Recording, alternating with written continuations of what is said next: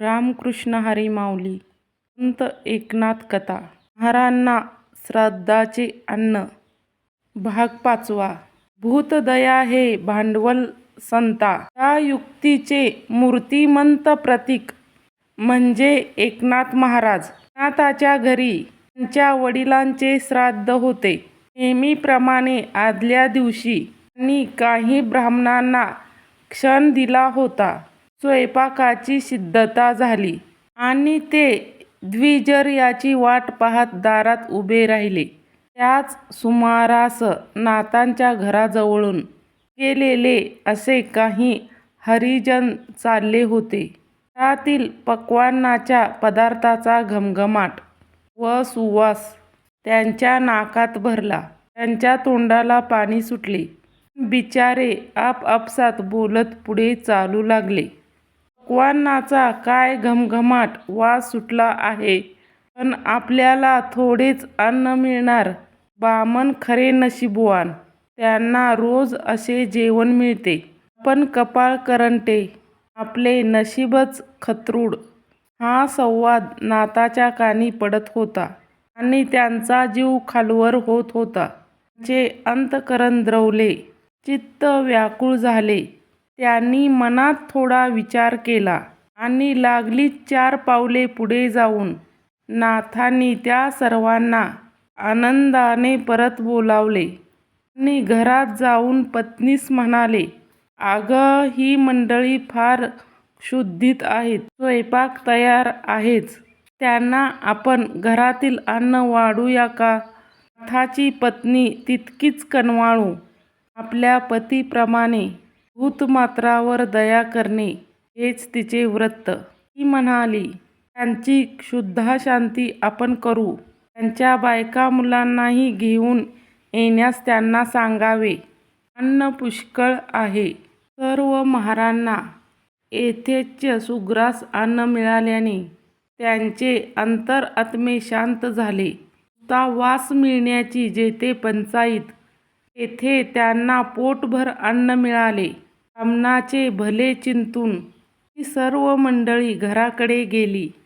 नंतर नाथाच्या पत्नीने सडा समर्जन करून अंगण स्वच्छ केले. सर्व भांडी घासून घेतली आणि पहिल्यापासून सगळा स्वयंपाक पुन्हा तयार केला. क्षण दिलेल्या ब्राह्मणांना बोलवून आणण्यास उद्धवाला सांगितले. ब्राह्मणांना सर्व हकीकत कळलीच होती. त्यांनी उद्धवाला सरळ सांगितले, "तुम्ही भ्रष्टाचार केला आहात. महारांना श्राद्धाचे अन्न प्रथम घालणाऱ्याच्या घरी आम्ही जेवायला येऊ? कदापि येणार नाही. तुम्ही बहिष्कृत आहात. तुम्हाला प्रथम प्रायश्चित्त घेतले पाहिजे."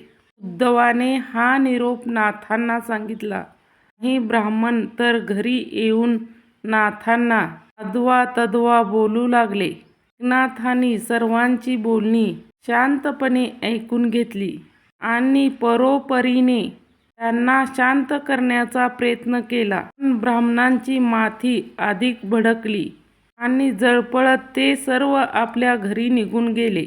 एकनाथ मनात थोडे खिन्न झाले. श्रीखंड्या त्यांच्याजवळ उभा होता. त्याने काही काळजी करू नका म्हणून सांगितले. तो घरात गेला. पाने वाढून तयार झाली.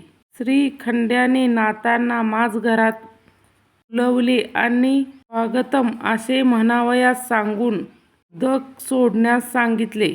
नाथांनी स्वागतम असे म्हणताच नाथाची पितरपत्री आपापल्या पानावर उपस्थित. प्रत्यक्ष पितर वाढलेल्या पानावर बसलेले पाहून नाथांना धन्यता वाटली. परमभक्तीने आणि प्रेमभराने त्यांची पूजा केली व स्वतः वाढप करून त्यांना संतुष्ट केले. अशी आहे मौज. नाथांचे पितृतर्पण खरे झाले. ब्राह्मणाने हा चमत्कार प्रत्यक्ष येऊन पाहिला.